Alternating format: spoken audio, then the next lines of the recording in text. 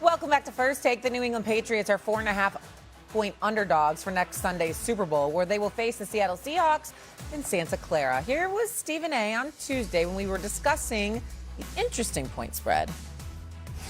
Are the Patriots being slept on? Yes, they are. But I don't agree with him, even though I sound like I do. I'm snoring. Wow. I'm sleeping on them big time. Wow. Y'all ain't winning the Super Bowl.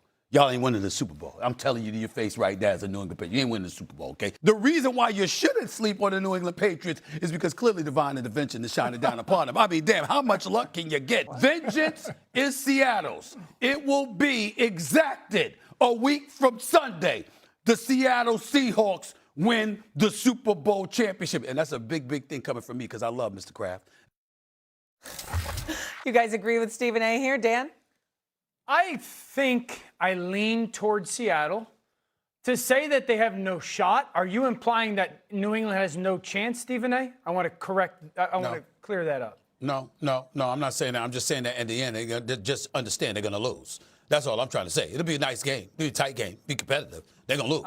Seattle's going to win championship. That's all I said. I don't disagree. I think Seattle is the better football team. I think they should be favored. But I do believe that there's a narrative out there like New England has no shot. I would say I disagree with that. The defense has been great, albeit they haven't played an offense like Seattle's, at least as healthy and as consistent as Seattle's. This defense has given up 36 points or 26 points in 36 drives. That's a preposterous number. That's the best number since the 2000 Ravens that went on to have an unbelievable performance in the Super Bowl. So, I think that New England's defense keeps them in this game. It's a close game. Do I think they have a shot? Absolutely. But I still believe that the Seattle Seahawks are the favored and better team. Stephen A., man. I don't believe. Go ahead, Ryan. Go ahead. Yeah, like Stephen A., you be tripping. And I love you, dog. Like, you really my guy. Like, which one is it? You can't say you snoring on them, and then now when Dan asks you, be like, no, I think it's going to be a close game. That's two different. You made two different statements. Because J. Mack was sitting next to me, a former New England Patriot, so I had to accentuate my point. You understand? Because he had hope. He was sitting next to me just a couple of feet away from me with hope, RC, and you know I wanted to ruin that hope. That's why my verbiage was what it was. Okay, well, how now, about this? Talking to you all, you understand, is a little bit different. Right. 98 Broncos played the Packers. They were, I think, like double-digit underdogs. They won that game. John Elway, right? I think that's like, that's Helicopter Elway, yes. right? Yes. Helicopter Elway. The Pats beat the greatest show on turf. Nobody expected that. I believe that was in Tom Brady's second year in the league. Now we're also on Drake May's second year in the league. And so it does happen. The last time the Patriots went to the Super Bowl one time and they had won 18 games out of 18 games and they lost to Eli Manning them, which is the only reason we're making the Eli Manning should be in the Hall of Fame argument. Hall of Fame Eli Manning? Yeah, like without that, like this doesn't happen. And so, Stephen A., to say that the New England Patriots have no chance is not only ludicrous and ridiculous, it's actually false. This team's given up 8.7 points a game in the playoffs, only 210 yards. The only team that through the playoffs that have given up less are the Baltimore Ravens in 2000. The 2002 Buccaneers gave up more than this. LOB in 2013 gave up more than this. And those are historic playoff runs.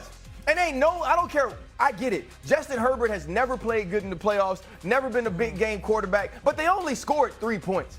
And the dude is extremely talented. Yeah, they had backup tackles, but they exploited them. There's no trio, even the trio in Seattle, which is amazing, of Reek Woolen and Devin Witherspoon and Nick Emanwari, who should be the rookie of the year. They ain't a trio playing better than Gonzalez, Davis, and Jones. Yeah. They ain't two inside guys playing like Barmore and also Milton Williams. And so to say that this team doesn't have a chance with an MVP candidate, an all-star coach, and a defense playing at the highest level is absolutely ridiculous. It's buffoonery, Stephen A. Well, thank you, dear Abby, with the black hoodie, making everybody feel good this morning. RC, I don't give a damn. Talk about ludicrous. I always call you want me to call you Preacher Clark or whatever because you're always making people feel good. You're so inspirational. I'm just telling the truth. Foxborough Spurs loving you. Let me retort. Let me right, tell you something right now.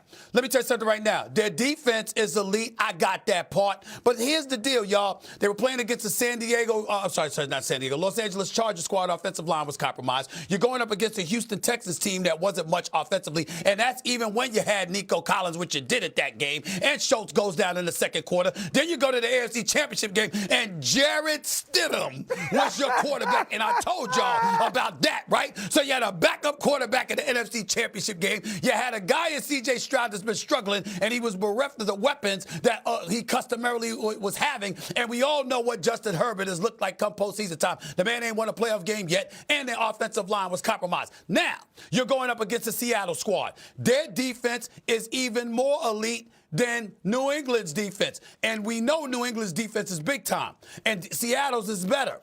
What's New England going to do offensively? That is the question mark. And we've seen them struggle in the postseason offensively. So what I'm deducing is you ain't going to be able to score. I'm praying it's not going to be, So you're taking Sam Super Bowl Darnold. like it was a couple of years ago. You're banking on Sam Darnold. You're banking on Sam.